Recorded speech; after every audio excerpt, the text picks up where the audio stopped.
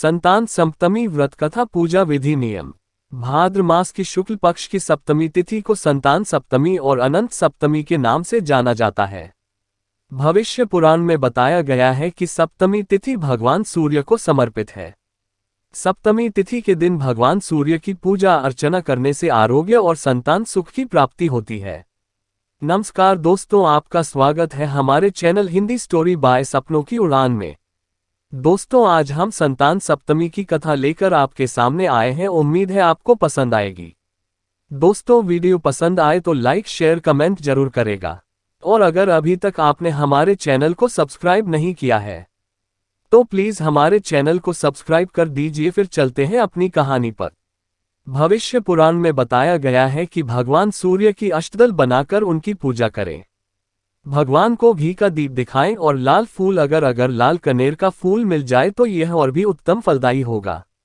इनके साथ गुड़ और आटे का प्रसाद बनाकर भगवान सूर्य को अर्पित करें। सूर्य देव की पूजा में लाल वस्त्र धारण करना चाहिए। संतान सप्तमी व्रत के लिए नियम। संतान की कामना से जो लोग संतान सप्तमी का व्रत रखते हैं उनके लिए नियम है कि इस व्रत को दोपहर तक कर लें। शिव पार्वती की प्रतिमा को सामने चौकी पर रखकर उनकी पूजा करें। पूजा में नारियल, सुपारी और धूप दीप अर्पित करें। माताएं संतान की लंबी आयु और उनकी रक्षा के लिए कामना करते हुए भगवान शिव को कलावा लपेटें। कलावा को बाद में संतान की कलाई में लपेट दें। संतान सप्तमी व्रत की कथा। संतान सप्तमी व्रत संतान सुख प्रदान करने वाला व्रत है। इस व्रत से संतान को आरोग्य और दीर्घायु की प्राप्ति होती है। भगवान श्री कृष्ण ने एक बार पांडु पुत्र युधिष्ठिर को भाद्र मास की शुक्ल पक्ष की सप्तमी तिथि के महत्व को बताते हुए कहा था कि इस दिन व्रत करके सूर्य देव और लक्ष्मी नारायण की पूजा करने से संतान की प्राप्ति होती है। भगवान ने बताया कि इनकी माता देवकी के पुत्रों को कंस जन्म लेते ही मार देता था। लोमश ऋषि ने माता देवकी को तब संतान सप्तमी व्रत के बारे में बताया।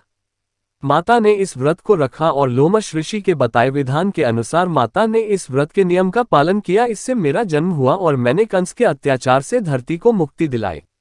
संतान सप्तमी व्रत कथा में राजा नहुष की पत्नी की भी कथा प्रसिद्ध है। एक समय अयोध्या में बड़े प्रतापी नहुष नामक राजा राज किया करते थे। राजा की पत्नी का नाम चंद्रमुखी था, जिनकी एक प्रिय सहेली थी रूपमती। एक बार रानी चंद्रमुखी अपनी सहेली के साथ सरयू तट पर स्नान करने गईं तो वहां उन्होंने देखा कि बहुत सी महिलाएं संतान सप्तमी व्रत का पूजन कर रही थीं। रानी अपनी सहेली के साथ वहां बैठकर संतान सप्तमी व्रत पूजन देखने लगी। उन्होंने भी निश्चय किया कि संतान प्राप्ति के लिए वह भी इस व्रत को रखा करेगी, लेकिन समय अंतराल में वह भूल गईं।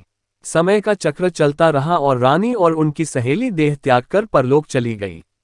फिर इनका पशु समेत अनेक योनियों में जन्म हुआ और फिर उन्होंने अपने कर्मफल से मनुष्य शरीर प्राप्त किया।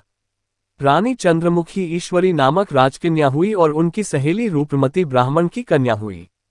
इस जन्म में रूपमती को अपने पूर्वजन्म की सभी बातें याद थी। उसने संतान सप्तमी का व्रत किया, जिससे उसे 8 संतान प्राप्त हुई। लेकिन ईश्वरी ने इस व्रत को नहीं किया, जिससे वह इस जन्म में भी निसंतान थी।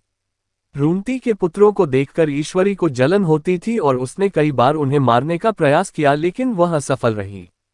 बाद में उसने अपनी गलती मान ली और रूपमती से क्षमा मांगी। रूपमती ने ईश्वरी को क्षमा कर दिया और संतान सप्तमी व्रत करने के लिए कहा। इस व्रत से ईश्वरी को भी संतान सुख की प्राप्ति हुई। दोस्तों, हम इन कहानियों की सत्यता की पुष्टि नहीं करते हैं। अनेक धार्मिक मान्यताओं के अनुसार इन कहानियों को कहा और सुना गया है। अमल में लाने से पहले विशेषज्ञों से संपर्क करें। हमारा साथ देने के लिए आप सबका दिल से धन्यवाद।